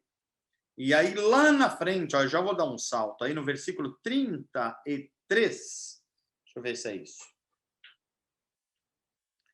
Agora estamos todos aqui, diz Cornélio, esperando diante de Deus para ouvir a mensagem que o Senhor mandou que você nos trouxesse. Então, Pedro respondeu, vejo claramente que Deus não mostra nenhum favoritismo. Por quê? Porque ele está falando agora com um romano. Não é nem judeu de Jerusalém, da Judéia, não é nem samaritano. Ok? Em todas as nações, ele aceita aqueles que o temem e fazem o que é certo. Esta é a mensagem de boas novas para o povo de Israel. A paz com Deus por meio de Jesus Cristo, que é o Senhor de todos. Vocês sabem o que aconteceu em toda a Judéia, começando na Galileia, depois do batismo que João proclamou. Sabem também que Deus ungiu Jesus de Nazaré com o Espírito Santo e com poder. Quando é que foi feito isso? No batismo de Jesus. Então Jesus foi por toda parte fazendo bem e curando todos os oprimidos pelo diabo, porque Deus estava com ele. E nós, diz Pedro, somos testemunha de tudo que ele fez em toda a Judéia e em Jerusalém, onde o mataram. Penduraram numa cruz, mas Deus o ressuscitou no terceiro dia e permitiu que ele fosse visto. Não por todo o povo, mas por nós, que fomos escolhidos por Deus de antemão para sermos suas testemunhas. Nós fomos os que comemos e bebemos com ele depois que ele ressuscitou dos mortos. E ele nos mandou anunciar a sua mensagem em toda parte e testemunhar que Deus o designou juiz dos vivos e dos mortos. É a respeito dele que todos os profetas do Antigo Testamento dão testemunho, dizendo que todo que nele crer receberá o perdão dos seus pecados por meio de seu nome. Olha, é perdão que está sendo dito aqui por enquanto. Perdão dos pecados. Agora, olha o verso 44. Enquanto Pedro ainda falava, o Espírito Santo desceu sobre todos que ouviam a mensagem. Os discípulos judeus que acompanhavam Pedro ficaram admirados de que o dom do Espírito Santo também fosse derramado sobre os gentios, pois os ouviram falar em outras línguas e louvar a Deus. Pedro perguntou, pode alguém se opor a que eles sejam batizados agora? Que como nós também receberam o Espírito Santo, então ordenou que fossem batizados em nome de Jesus Cristo. Depois pediram que Pedro ficasse com eles alguns dias. Olha que coisa curiosa. Agora nós temos um quarto episódio. Pedro está na cidade de Cesareia, uma colônia romana, e agora um romano recebe o Espírito Santo. A pergunta é, ele já era crente? Fica evidente aqui no texto de Atos 10 que sim. Ele era piedoso, dava esmolas, era temente a Deus, mas ele não tinha recebido o Espírito Santo. A pergunta é, por que é que ele não tinha recebido o Espírito Santo junto com a conversão? Ora, algumas coisas já dá para a gente responder. Primeiro, ele não estava em Jerusalém. Segundo, ele não era judeu nem samaritano. Terceiro, ele estava numa colônia romana chamada Cesareia.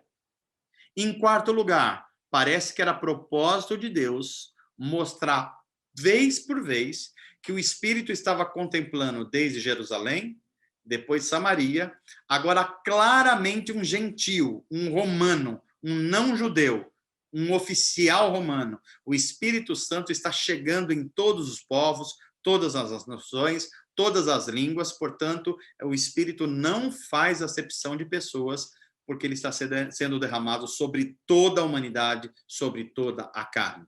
Então, essa é a explicação para o fato de Cornélio receber o Espírito Santo depois. Agora, olha que curioso. É a primeira vez que nós ouvimos falar aqui que um gentio recebe o Espírito Santo e também o dom de línguas. Porque eles recebem o Espírito Santo e recebem também o dom de línguas juntos. Olha que coisa curiosa que está acontecendo. Então, vamos lá. Um oficial romano, um gentio, eles recebem o Espírito Santo depois da conversão, e eu expliquei os motivos aqui. Eles falam em outras línguas. E qual o objetivo do Espírito ter sido retido? Atestar à igreja de Jerusalém que os gentios também pertencem à comunidade messiânica. O Espírito Santo vem sobre eles e eles falam em línguas. E aí, para os judeus de Jerusalém, não pode haver nenhuma dúvida de que o Espírito Santo está sendo derramado sobre toda a carne. Tanto é que Pedro autoriza a batizá-los em nome de Jesus. Entenderam até aí? Abrimos de novo para a pergunta, para a gente ir parte a parte. Ainda falta um episódio. Pode voltar, Pedro. E aí, dúvidas até aí? Ou alguma pergunta especificamente? Mano, eu não sei se você respondeu uma pergunta que o Alex e a Fuga passaram, que é essa daqui. O apóstolo Paulo descobriu que viver é Cristo e morrer é lucro. Acho linda essa mensagem, que é verdadeira, mas porque muitos cristãos não pensam dessa forma? Muitos têm medo de morrer. Foi isso aqui que a Nani me passou, que era uma pergunta do Alex da Fúvia. Do Alex e da Fúvia, né? Faz o seguinte, no finalzinho da aula aqui eu respondo essa, porque ela desloca um pouco o nosso assunto, tá bom? Tá bom. Beleza. Até aqui, sobre a conversão de Cornélio e a descida do Espírito Santo sobre eles, alguma dúvida?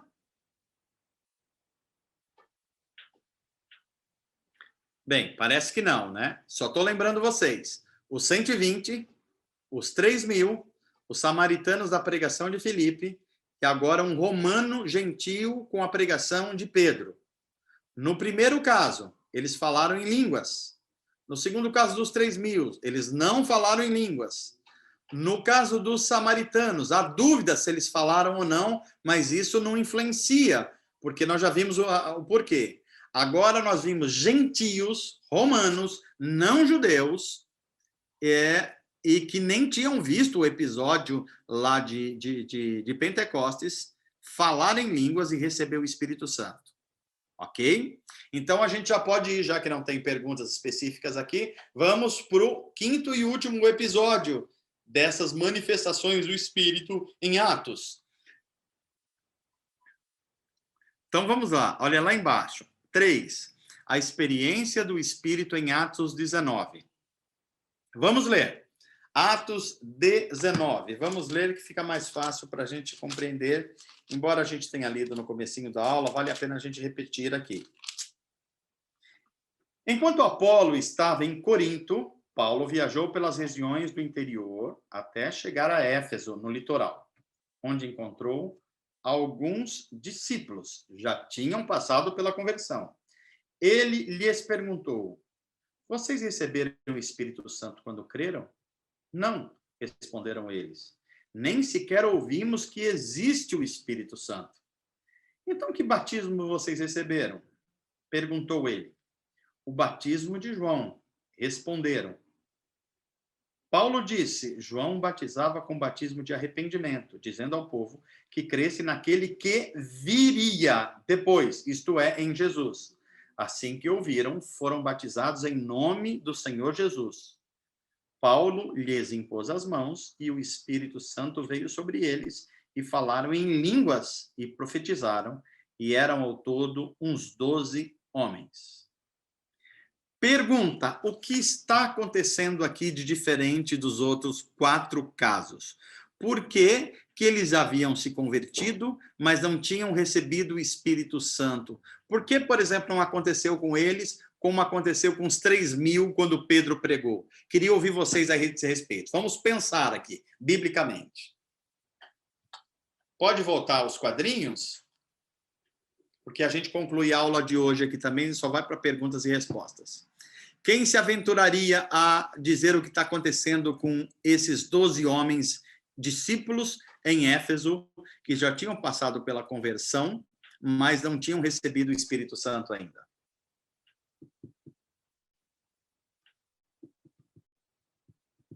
Quer tentar, Rosinha? Rogério Pé de Fogo Ferreira. Missionária Rosângela, da Orquestra Atos. Alguém quer tentar responder? Não precisa. Vamos juntos aqui. Se errar, não tem problema. Se for parcial, não tem problema. Vamos juntos. Mas é muito bom que vocês tentem perceber o que está acontecendo antes mesmo de eu expor um pouco mais.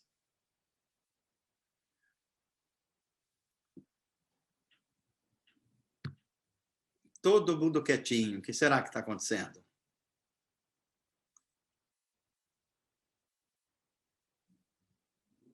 Ninguém mesmo vai tentar? Ó, então, vou fazer chamada oral. Vou chamar aqui uma pessoa diretamente.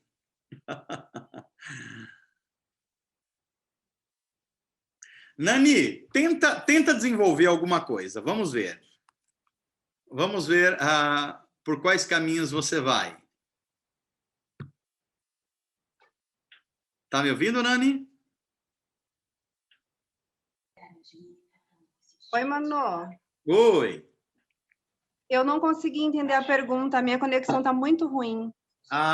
Então tá bom. Então, Pergunta de novo.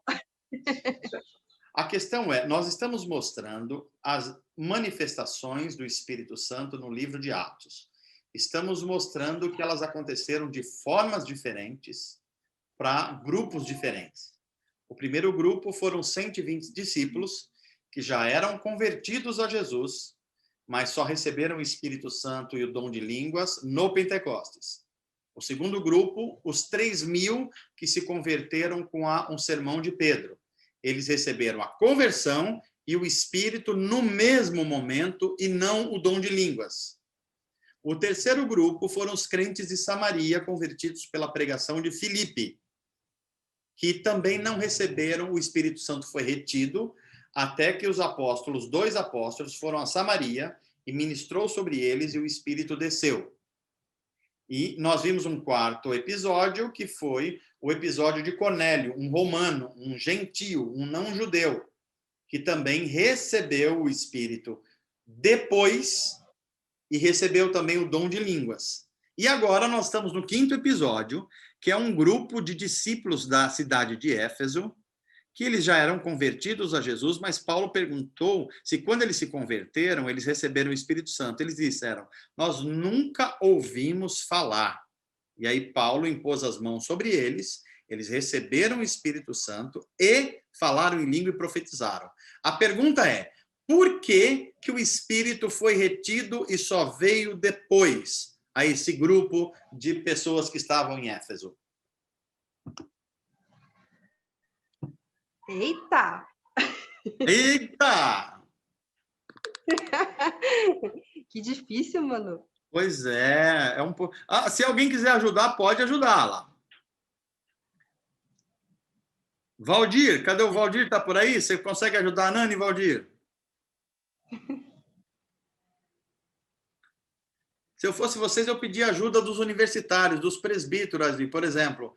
Tá aí o Naldo, o Rogério. tudo, Veja Rogério, as ajuda aí, percepções. gente. Então, será que tem a ver, mano, com o coração? Como você se abre para o Evangelho? Como você se abre para o Espírito Santo? Será que tem a ver com isso? Vamos pensar. Essa é uma ação que depende mais do ser humano, ou nesse caso aqui, principalmente nos primórdios da igreja, é uma ação que Deus está fazendo independentemente dos seres humanos. Lembra? O Espírito Santo está sendo derramado sobre quem? Entendi. Sobre... É verdade. Então, olha só. É assim que a gente vai raciocinando biblicamente. Então, provavelmente não seria isso. Se não é isso, é o quê, então? Ó, vamos dar uma olhadinha? Eu vou ajudar vocês. Foi quando Paulo pôs a mão. Na verdade, aqui não foi Paulo. Não foi Paulo. Desculpa. Não. Foi Paulo, sim. Foi Paulo, sim. Isso. Foi quando os apóstolos impuseram as mãos sobre eles que eles receberam o Espírito e o dom de línguas. Mas a ênfase não é, talvez nem seja isso exatamente. Seja por que é que aconteceu de a conversão antes e o derramamento do Espírito depois. Por que o Espírito foi retido? O que estava acontecendo? Vamos a um mapa para ajudar vocês. Ô, Pedrinho, coloca um pouquinho para frente aí, um mapa da terceira viagem missionária de Paulo, que é o nosso próximo assunto. Olha aí, ó. Posso tentar? Consegue? Pode, mas espera um pouquinho, deixa eu só mostrar uma informação. Estão vendo Jerusalém aí?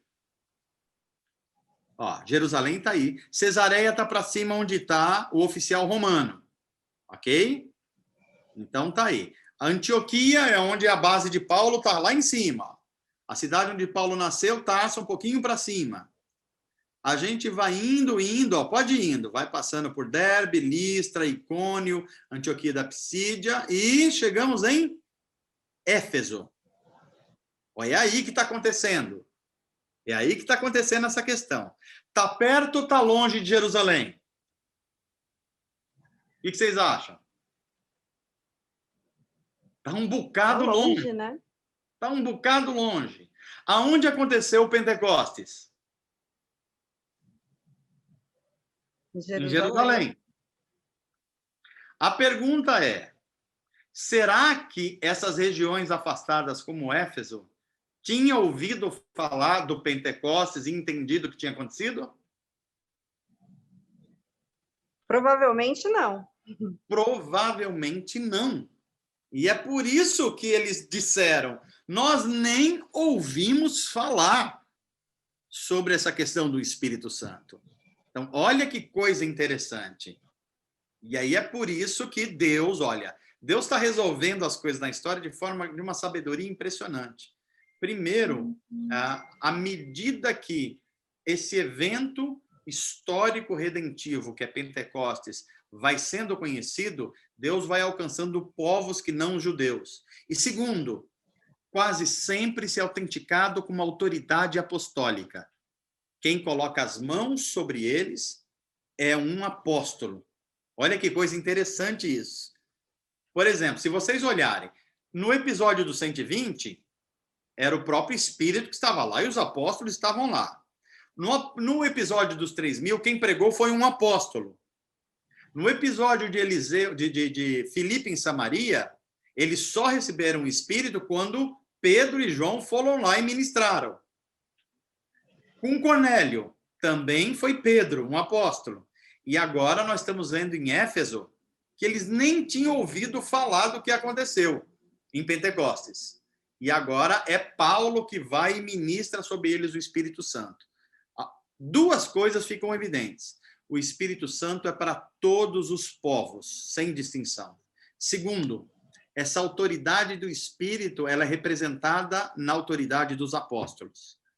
Essas duas coisas precisam ficar bem claras para a gente. Deu para entender aí? Nani, ficou mais claro? Sim. Ficou bem mais claro agora. Pois é. se alguém falar assim para você, mas espera aí, em Atos dos Apóstolos, mostra que Cornélio recebeu o Espírito Santo depois da conversão. Então, necessariamente, o batismo no Espírito Santo, ou o dom do Espírito, vem sobre a pessoa sempre como uma segunda bênção, como uma segunda etapa. Como que vocês responderiam?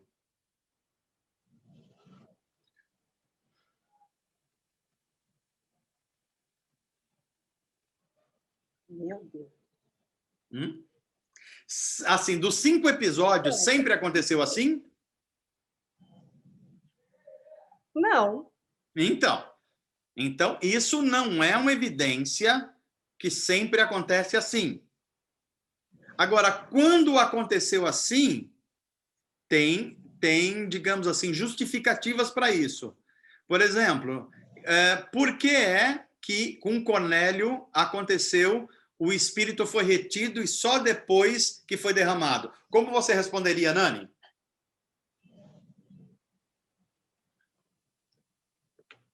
Então,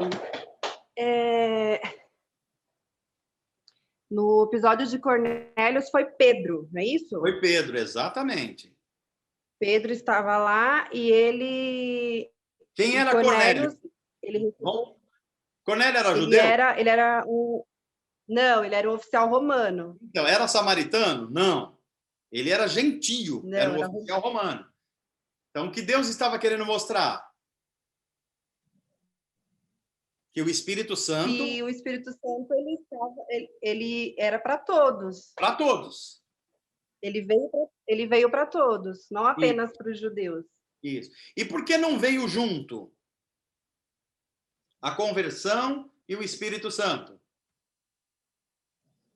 Porque ele queria mostrar, de repente, a autoridade dos apóstolos. A autoridade dos apóstolos. E aqui, Nani, e todos aí, há uma possibilidade também de esse oficial também não saber dos episódios que aconteceram em Atos 2, o episódio do Pentecostes. As duas coisas são possíveis aí. Então, é muito importante que a gente tenha essa compreensão.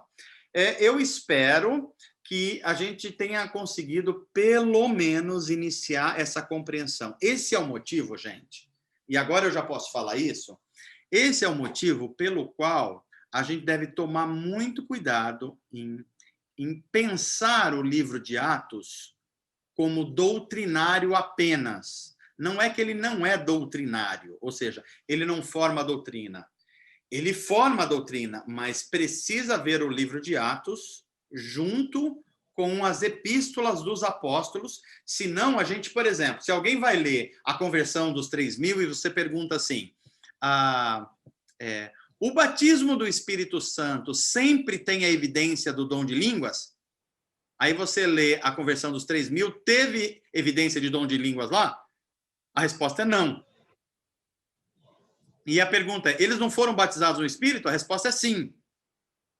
Então, alguém poderia falar assim, não, o batismo no Espírito Santo não precisa do dom de línguas, olhando só para isso. Mas aí, se outro vai para Cornélio, o Espírito veio depois da conversão e eles falaram em línguas. Aí alguém pode falar assim, não, o Espírito Santo, sempre quando vem sobre alguém, a pessoa fala em línguas. Olha o perigo de formar uma doutrina olhando para uma coisa só. A gente precisa olhar o todo do livro e a conexão com os outros livros da Bíblia. É isso que eu gostaria de alertar vocês, principalmente agora. Porque em Paulo, todas as cartas de Paulo não deixa nenhuma margem sobre a questão. Toda conversão genuína é acompanhada do batismo no Espírito Santo. Para Paulo é sempre assim. Ele não separa essas duas coisas. Mas em Atos, houve separações. E por que houve separações? É Lucas que está narrando. E nós vimos algumas justificativas para isso agora. Tá ok? Deu para entender? Sim. Então, ok. Agora a gente pode voltar. Nani, se você quiser falar, pode falar. Pode tirar a telinha agora, a gente vai para as últimas perguntas para a conclusão da nossa aula.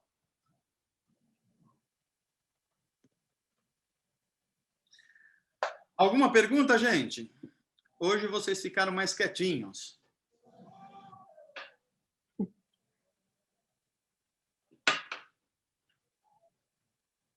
Nenhuma? Oi, Manu. Oi, Rosinha, diga aí. Eu não sei se alguém já fez essa pergunta, eu não lembro, mas eu vou fazer. Vai lá.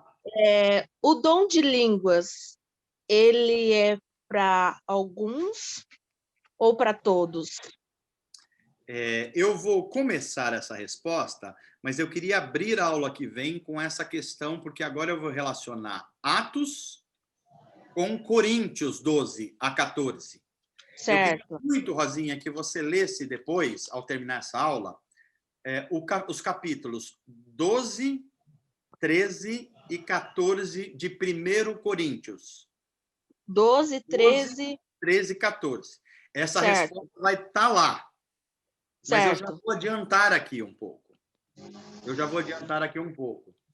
O dom de línguas não é um dom que ele é dado como dádiva a todos os cristãos. Não é. Certo. Um cristão pode ser cheio do Espírito Santo e ter o dom de línguas, e pode ser cheio do Espírito Santo e não ter o dom de línguas e ter outros dons. Certo.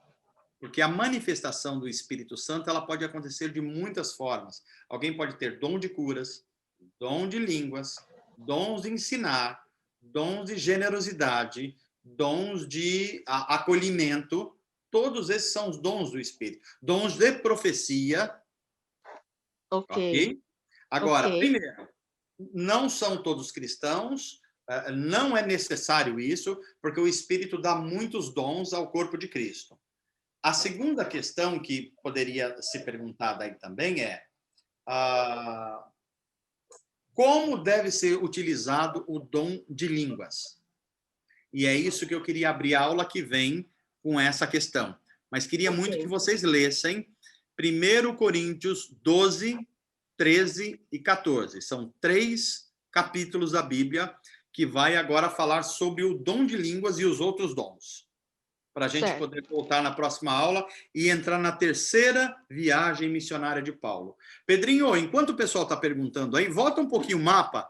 Podem fazer perguntas se vocês quiserem. Respondi essa especificamente, Rosinha? Sim, Manu, obrigada. Então tá bom. Olha a viagem de Paulo aí, que viagem longa. Sai de Antioquia, vai para Tarso, passa por Derbe, por Listra, por Icônio, por Pisídia, vai para Éfeso, onde acontece esse episódio que nós vimos, Esmirna, uma das igrejas do Apocalipse, Pérgamo também, ó, e Troade. Troade é uma cidade portuária, onde um cara está ouvindo Paulo, ele cai da janela lá e Paulo tem que ressuscitar o cara. Aí o Paulo faz o quê? Ó, ele atravessa aí, ó, depois ele volta para aí. Ele vai para essa Polônia, aí sobe lá em cima para Neápolis, ó, vai passando para aquelas cidades todas aí, ó. Anfípolis, Bereia, né? Aí ele faz um círculo por Tessalônica, vem até Corinto aí embaixo, ó. Ok? Aí volta de novo por aí. Ele não desce porque ele estava sendo perseguido, então ele volta pelo mesmo caminho, olha. Volta, vai vindo, voltando, pode ir voltando. Filipos, tal. Agora ele passa esse trecho de mar e vai a pé aí para Assos, para Atililene, essas cidades aí, olha, que vão aparecendo, ok?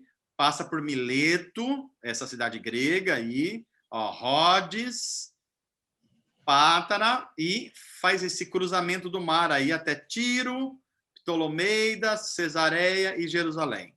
Veja que é uma terceira viagem muito mais longa de Paulo. A terceira e última viagem. Diga. Essa terceira viagem aí, ele já retorna para Jerusalém, é onde ele já é preso e ele vai ser julgado em Roma?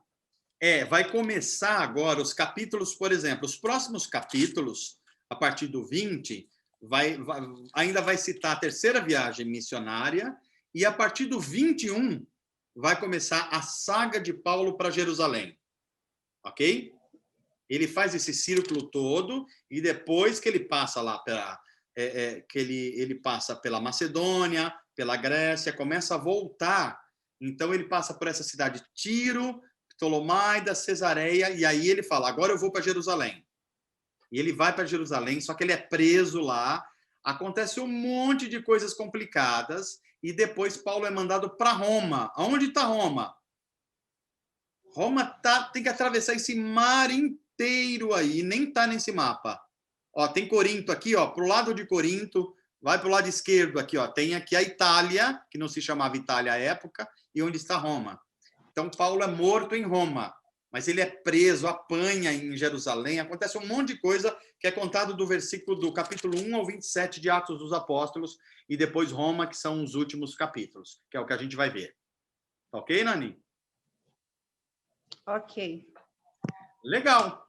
Então, vamos lá. Os últimos minutinhos para eventual pergunta, senão a gente conclui a aula de hoje. Pode, quem puder abrir as câmeras aí, fique à vontade.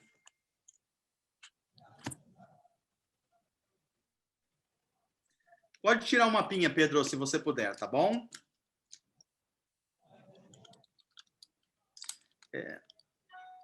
Legal, legal. Eu acho que não tem perguntas aqui específicas, pelo menos agora. Então, Pedro, a gente pode concluir essa 21ª aula, próxima quinta, a 22ª aula. E a gente está caminhando já Tem a para o pergunta final. da Tem uma da Pamela aqui. Ah, tem Pamela? Então vamos lá, Pamela. Aí fala, derramamento é chamado também de batismo. Seria, então, um caso peculiar? No Como que capítulo é? 19. No capítulo 19, derramamento é chamado também de batismo. Seria, então, um caso peculiar? Peculiar, eu não sei se eu entendi bem a pergunta. Se ela está falando que o derramamento e batismo é a mesma coisa ou não, é isso? Ô, Manu, não, é porque você enfatizou o curso todo, né, desde lá do começo, para ficar clara essa diferença entre batismo, entre derramamento e todos os outros. Isso, visitações do Espírito. Isso, visitação, exatamente. Aí eu acho que eu usei derramamento como visitação. E aí aqui a gente vê, né, em 19, que parece que o que eles chamam de batismo é o que a gente vinha entendendo como a visitação. Mas aí, nesse caso, ocorreu que foi simultâneo ou foi uma mesma coisa, né? O que a gente deve chamar de derramamento é esse episódio único acontecido em Pentecostes, ok? Isso é derramamento, tá ok? Agora, a conversão é acompanhada pelo batismo no Espírito. Isso vai ser mais explicado em Paulo, não tanto aqui em Atos. É em Paulo que Paulo vai dizer que uma pessoa só pode confessar Jesus pelo Espírito. Estar em Cristo, que é um termo que Paulo usa muito, é ser batizado no Espírito, é ser habitação do Espírito e ser incluído no Espírito, as duas coisas. Então, o Novo Testamento vai aprofundar essa questão. Agora, visitações do Espírito foi aquilo que a gente já enfatizou nas aulas anteriores, porque todo cristão legítimo, genuíno, no ato da conversão, ele também recebe o Espírito Santo. Agora, há experiências que acontecem pós isso, que os cristãos históricos reformados vão chamar de visitações, e os pentecostais vão chamar de batismo. É aí que vem uma diferença, né? De qualquer maneira, são ações sobrenaturais do Espírito, que os históricos chamam de uma coisa e os pentecostais chamam de outra coisa, e que a gente precisa levar em consideração as duas coisas, né?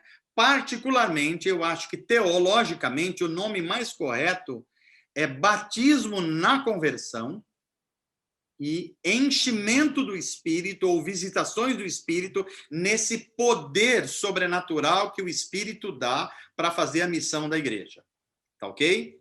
Mas essa é uma visão mais histórica, reformada da doutrina do Espírito Santo. Os pentecostais entendem como coisas diferentes. Primeiro a conversão, depois o batismo no Espírito Santo. Ok, Pamela? Deu para entender melhor? Certo, obrigada, Manu. De nada. Respondendo a Fúvia, então, a Fúvia perguntou por que os cristãos têm medo de morrer se Paulo cita em uma das suas cartas que para ele o morrer é lucro e o viver é Cristo. É essa a pergunta? Me parece que é essa a pergunta, não é? Isso. É isso mesmo?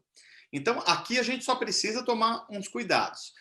Alguns cuidados. O primeiro deles é, estudantes da Bíblia, vocês e eu, jamais tentar interpretar um texto sem o seu contexto. Regra 1 da interpretação bíblica. Todo texto da Bíblia precisa ser interpretado no seu contexto. Então, a primeira coisa é, aonde está inserido esse texto? Gente, estudantes da Bíblia jamais falam assim, lê lá na Bíblia, no Antigo Testamento, ou nos Salmos, persegui meus inimigos e eu os cansei e destruí todos eles. Portanto, eu vou perseguir meus inimigos e vou destruir. Não! A Bíblia não pode ser lida assim, interpretada assim, de jeito nenhum. Por exemplo, esse texto refere-se a Davi num contexto específico. Então, a gente tem que tomar muito cuidado. Esse texto da Fúvia, Paulo, ele está dissertando sobre as riquezas do mundo que está por vir e os sofrimentos pelos quais ele está passando agora. Paulo está dizendo, inclusive, que tudo que ele conquistou, que trouxe fama a ele do ponto de vista humano, dele ser um fariseu, dele falar várias línguas, dele ter um conhecimento filosófico impressionante, dele ter revelações de Deus impressionantes. Ele fala, olha, tudo isso aqui é muito bom, mas estar com Cristo é muito melhor. Então ele vai falar, portanto, se as pessoas estão achando que vão fazer eu sofrer por causa do evangelho e eu vou desistir, eles estão enganados, porque para mim o morrer é ganho e o viver é Cristo. É esse o contexto. Isso não pode ser entendido de modo nenhum para os cristãos serem pessoas inconsequentes e não terem respeito pela vida e procurarem ambientes de morte. Porque se o viver é Cristo e o morrer é ganho, então tudo bem eu morrer. Não, não é isso não. A Bíblia não está dizendo isso. Tanto é que a Bíblia vai dizer em Eclesiastes, em outros lugares, que Deus plantou a eternidade dentro de nós. E é por isso que a gente não quer morrer. Ninguém quer morrer. Alguém que esteja saudável mentalmente, fisicamente, não quer morrer. E qual é o motivo? O motivo é que Deus plantou a eternidade dentro de nós. Nós queremos viver. Então, eu só separo aqui. Um cristão não é uma pessoa que vive amedrontada com tudo, porque ela sabe que a vida não é só essa. E que um novo mundo nos espera, o mundo da nova criação. Por outro lado, um cristão não é uma pessoa inconsequente que vai falar assim, para mim o morrer é ganho, se eu morrer, então eu não vou me preocupar com nada. Olha um pensamento perigoso que pode surgir aí, no tempo de pandemia. Não, o morrer é ganho. Então eu não vou usar máscara, eu não vou passar álcool na mão, eu vou para as aglomerações, vamos fazer campanha nas igrejas, sem nenhum cuidado, porque o morrer é ganho. Completamente equivocado uma interpretação assim. Completamente equivocado. É suicídio. Isso é suicídio, isso é tentar o Senhor. E Jesus disse em Mateus 4, não tentarás o Senhor, o teu Deus. Nós temos responsabilidades com a vida, ao mesmo tempo nós não somos medrosos com a vida. Essa é a dinâmica de um discípulo de Jesus, ok? Eu não sei se a Fúvia tá aí. Hoje eu acho que ela não está, né? Ela falou que estaria, eu acho que aconteceu algum problema. Mas pode ter sido também a dúvida de outros irmãos, ok? Meus irmãos, nós paramos por aqui, que a gente já estourou o horário hoje, mas teve bastante assunto. Que Deus abençoe vocês, que vocês tenham uma boa noite de descanso e que cuidem-se, cuidem dos seus. Quem tiver na idade já tome a vacina, use bastante álcool, máscara, não fiquem em aglomerações, não façam festas, sejam responsáveis e confiemos no Senhor, tá bom? Grande abraço a todos vocês, até o próximo encontro nosso. Valeu, pessoal!